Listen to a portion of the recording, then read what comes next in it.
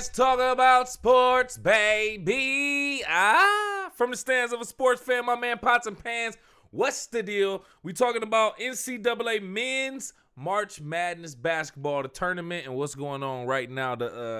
Pretty much the updates on the games, the standings, and the brackets. Now, pretty much everybody. Now, I can't even say pretty much. Everybody's bracket is pretty much done at this point. I can't even say pretty much.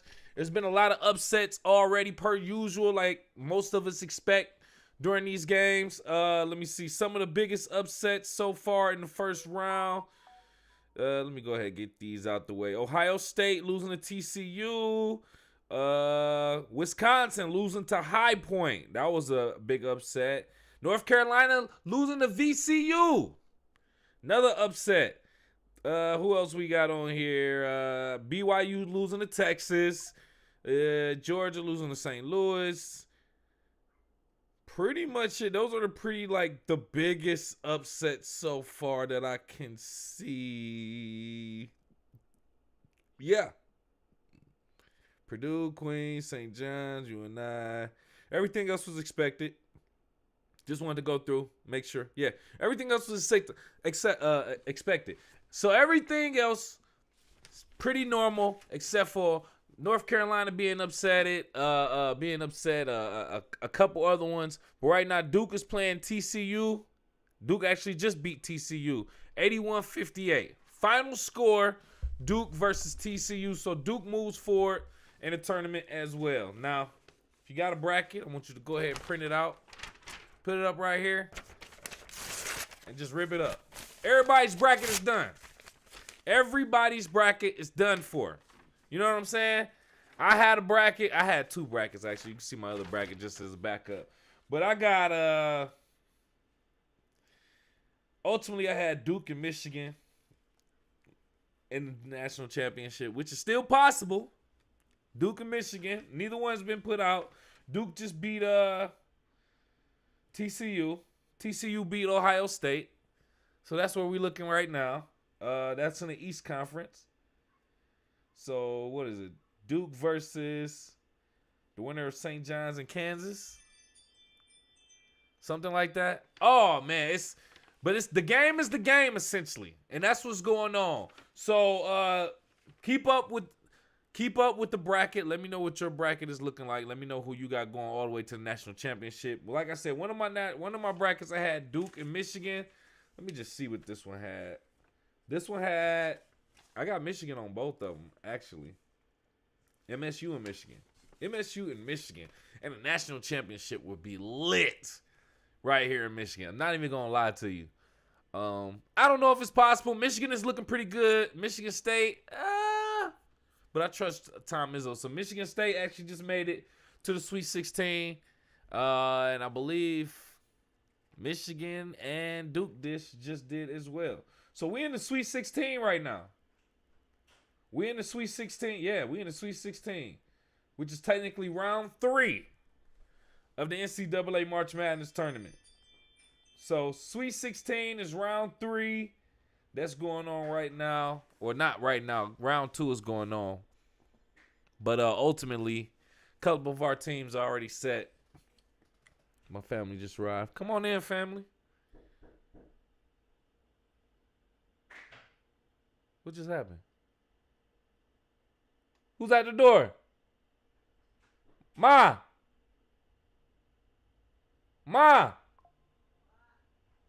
Who's that knocking?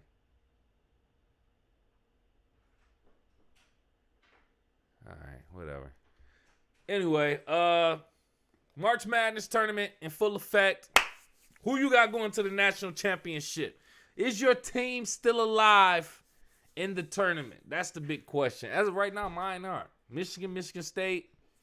I'm going with them all day, every day. So I got them going to the national championship. At least one of them, if not both. Who you got? Go off in the live chat in the comments. Call into the show, 313-466-4386. I do want to talk about another aspect of the NCAA tournament. Hold on real quick. Hold on.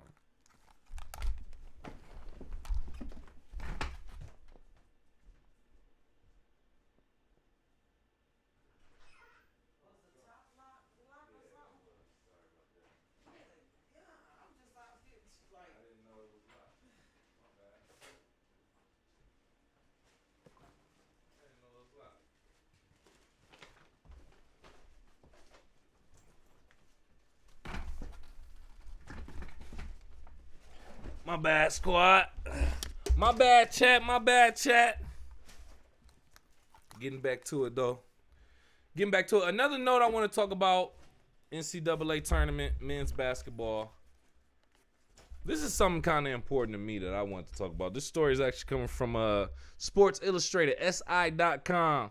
For the first time in 32 years, 3 HBCU men's basketball programs landed in the same NCAA tournament field. Prairie View A&M, representing the SWAC, Howard, representing the MEAC, and Tennessee State, representing the OVC, all earned bids to the 2026 NCAA Division I Men's Basketball Championship. Behind the highlight reels and bracket drama of March Madness, there's a significant financial story worth telling. The NCAA does not pay competing schools directly. They do not. Instead, it distributes revenue to conferences through a unit system, where each conference earns 1 unit per game played in the men's tournament. The more a team advances, the more units it earns, and therefore the more money it earns for its respective conference. Each unit is worth approximately $2 million paid to conferences in annual installments of roughly $350,000 over 6 years. Conferences then distribute that money to member schools according to their own established revenue sharing policies, which can vary. It also is worth noting that players receive $0 directly from the basketball fund through NIL, though NIL deals and conference distributions to athletic departments indirectly support programs. So with each of the 3 schools that made it to the March Madness tournament, each team got put out, by the way. Tennessee State, Prairie View, and Howard all got put out. But Prairie View A&M's 67-55 first 4 victory over at Lehigh was not just the program's first ever NCAA tournament win, it was a financial windfall for the Southwestern Athletic Conference, aka the SWAC. By winning in Daytona and advancing to round 64, the Panthers earned the SWAC 2 units, which is worth approximately $4 million over 6 years. Under head coach Kenny Blakeney, the Howard Bisons have now made back-to-back NCAA tournament appearances and claims its first March Madness victory. Building program equity and strengthening the MEAC's national brand and recruiting pipeline. That's what that does for Howard and that HBCU.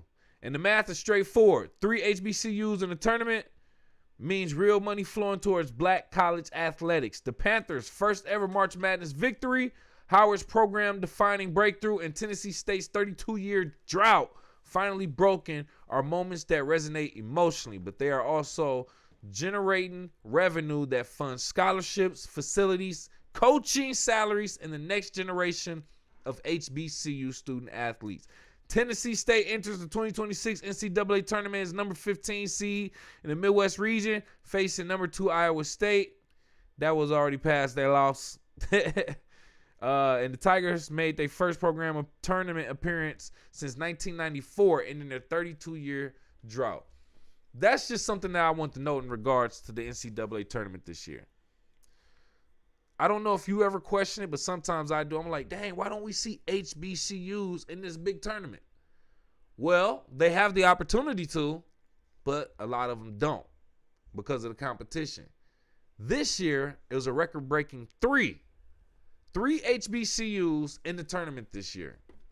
All 3 lost, but a lot of people say, hey, man, when they go to the tournament, they get money. Yeah, they get money, but they got to split it with other schools in their conference. According to however their revenue sharing, is according, back to that article.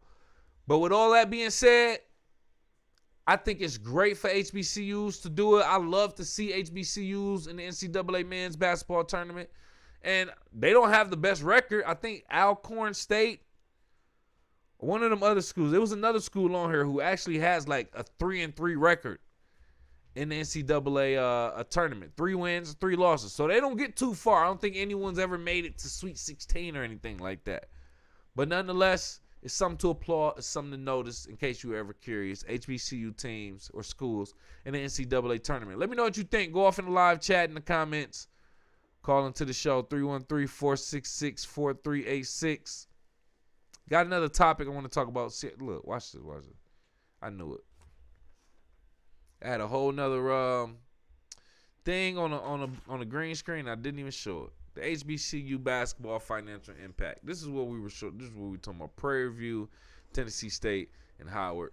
The units that they gain, roughly about $2 million each. So, all right, you can see it on the green screen behind us. We passed that. Next story, what we're essentially talking about. This story is coming from, get the source for you. NBCSports.com. Darrell Green, a Hall of Fame cornerback who retired after a 20-year career with Washington in 2002, still wants to compete at the age of 66, and he think he can do it in flag football. On a weekend when a major flag football event in Los Angeles will feature big-name NFL players, Green will be a couple hours away in Chula Vista, participating in national team trials for USA football. If he does well, he can earn a roster spot on Team USA at the Flag Football World Championships in Germany this summer. Callie Brownson, Senior Director of High Performance and National Teams for USA Football, says Green will be given a legitimate chance like all the others who qualified for the tryouts. It's still unclear how the USA flag football team for the 2028 Summer Olympics will be chosen, and whether participating players will come from current NFL rosters, from the USA football flag squad, or some combination of the two, even if Green can make the Team USA for the Summer World Championships. He'd be an extreme long shot to make the Olympics at age 68. But Green didn't shy away from challenges in his NFL career, and he won't start now. Let me tell you the interesting thing about this story to me personally. I don't know what he looks like right now. I imagine this is probably an old picture of him. But most athletes, former athletes, they stay in pretty good shape. So as long as he took care of himself, he probably is capable of doing it, to be quite honest with you. I mean, it's flag football. It's not tackle, so it's not compact. It's not physical. You know what I'm saying? So without even looking at him, just knowing that he's a former NFL athlete, retired, played 20 years, I say he's fully capable of it. 68 is a little questionable, though. It's a little questionable. We have to see it, though. We have to see it. But ultimately, this made me think, if a 60-year-old, pushing 70, could make the flag football team for Team USA, what does that say about the flag football in general?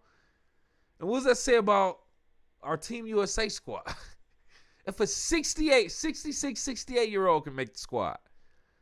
Now, once again, he's a professional athlete, former professional athlete, so he's probably built different than everybody else. Actually, he is. But you 25 plus years removed from the game. Are you still that competitive? And then it's like, do we really, here's the thing about flag football in general and just being in the Olympics. Do we really care about what aspect of football do you really enjoy entertainment-wise? Is it the names of the players, like the players that's playing? Is it the actual plays that are made by the players? Or is it the hitting, the physical part of it, the hitting, the tackling? What part of football, American football, do you really enjoy? Because flag football takes a lot of that aspect away. So that's what I'm wondering, like, because he'll bring the name, but he's not going to bring, like, the talent per se, because he's not as young and, you know what I'm saying, energetic as the young ones, his competition. So I'm just wondering about that. So I love to see him in competition, see what a 66-year-old man, 68-year-old man looks like on the field. I would love to see it. And if he performs well, could compete with 20, 30-year-olds, 40-year-olds, I say let's go ahead and do it. And then let's go ahead and bring in Terrell Owens. He want to play all the time. Bring him in. Bring in Ocho Cinco. Bring in all the big names then. Because that's essentially what we want to see, right? But I don't know. You tell me. Go off in the live chat in the comments. Call into the show, 313-466-4386. Last topic that I want to get through. and we're going to get up out of here. My niece is literally in here asleep on the couch. I don't know why my mom just put my niece on the couch sleep. Mom, why you put her right here sleep knowing I'm talking loud? Why you didn't put her in the bed upstairs? Because I was trying to move stuff around. Oh, okay. All right. Anyway, this next story right here coming from NBCSports.com as well. This is another interesting. This is a follow-up to a story I've been kind of following up to for a while. It's been more than 4 years since Brian Flores filed his landmark race discrimination lawsuit against the NFL and various teams. The case remains stuck at square one. The 6 teams that are subject of claims made by Flores, Steve Wilkes, and Ray Horton are the Dolphins, Giants, Broncos, Texans, Cardinals, and Titans. They continue to seek a stay of the proceedings, pending multiple different appeals. This week, the presiding judge declined to stay the litigation. Currently, the Giants, Broncos, and Texans have a petition for appeal pending before the U.S. Supreme Court on the question of whether the claims made against them require mandatory arbitration. A ruling is expected within the next month or so. The Supreme Court first has to accept the appeal before resolving the issue. The Dolphins, Cardinals, and Titans have more recently had their efforts to force arbitration denied. That will inevitably be the subject of another petition for appeal to the Supreme Court, based on a broader conclusion that the NFL's entire system of arbitration controlled by the NFL has been struck down. Like most defendants to civil litigation, there's value in slowing the process down as much as possible. Flores, Wilkes, and Horton want to move the case along, while, like all parties in civil cases, appeal rights can be exercised as to certain issues before the case is ended. There's a point at which justice delayed becomes justice denied. It has been more than 4 years, and at some point, it's time to start addressing the merits of the case and to stop spinning the wheels of the court system on the threshold question of where and how the case is going to be litigated. Very stupid if you ask me, but another story. As to the notion that the case would have moved faster if the plaintiffs had accepted the league's arbitration procedures, consider this. The league's designated arbitrator did nothing with the claims for more than a year. The defendant to a civil case can run, but it cannot hide, unfortunately. The NFL and the 6 teams that have been sued have managed to run an ultra marathon in the effort to avoid having to answer the specific claims that Flores, Wilkes, and the Hortons have made. Common sense suggests that if the NFL and the 6 teams had any real confidence in its arguments on the merits, they would eventually stand and fight instead. Now, I know that was extremely long-winded, but I want all that to be on record to say this. Brian Flores, former head coach of the Miami Dolphins, black, African-American man, suing the NFL for racial discrimination, essentially. And two other people are suing a total of 6 teams and the NFL. Now, this has been going on basically since the pandemic. Actually, yes, since the pandemic, essentially. Now, I believe Wilkes, Horton, and Flores has great proof of this, and I think the NFL has little to no proof. They're probably just trying to pay people off behind doors or whatever and just slow the process down and make people forget things, make evidence weaker, if you ask me personally, and try to settle out of court. With all that being said, I've been watching this case because Brian Flores is still employed by the NFL while suing the NFL. When this case first came out, I just knew that he was never going to have a job in the NFL again. Lo and behold, he's still employed and suing the NFL.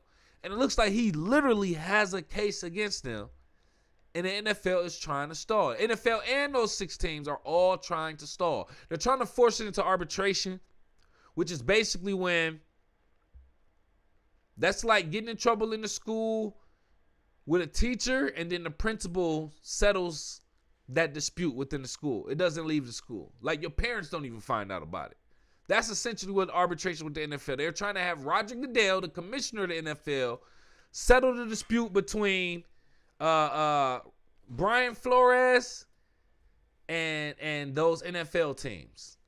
And it's like, that ain't fair because he's the commissioner of these teams. He's going to always be on their side.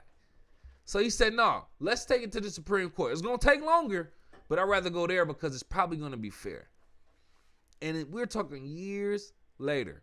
So while you may or may not see Brian Flores' name around the NFL, moving around different teams, coaching, I don't know what team he's with currently. I used to keep up with it, but I forgot now. But he is employed as an assistant coach or offensive coordinator, defensive coordinator or something. But he's suing the NFL, and I think he's going to win. He's either going to win this big case or it's going to settle out of court, and he's going to get some big money. Keep your eyes and ears open, folks. But I am keeping note of everything in regards to this case. But let me know what you think. Will Brian Flores win? Do you think he has a case against the NFL in those 6 teams? Go off in the live chat in the comments. Call into the show 313-466-4386.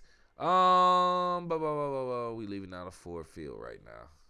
I just got a text message. Anyway, appreciate you for kicking with KC from the stands of a sports fan. Hit that like button, hit the subscribe button, share button, all that good stuff. Sorry I'm having little frizzles on the green screen.